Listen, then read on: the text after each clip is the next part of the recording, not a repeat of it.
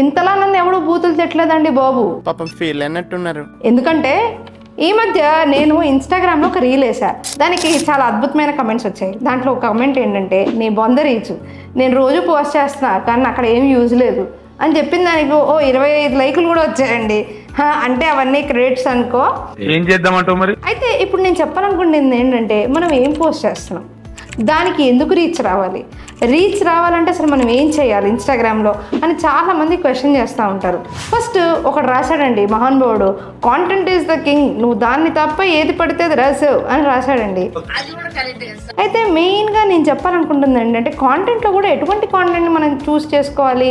Number 1 educative content, number 2 అది ఖచ్చితంగా conversational content, number 3 entertainment content, and number 4 role plays or inspiring content అంటారు.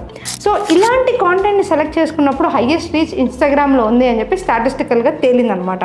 So thanks to these 2 guys నాకు comment చేశారు కాబట్టి ఈ విషయాన్ని మీకు చెప్పగలిగాను. సాహసం అనే చెప్పాలి. ఇలాంటి మంచి మంచి కంటెంట్ కోసం డిజినోమైండ్ని ఫాలో అవ్వడం అస్సలు మర్చిపోదు.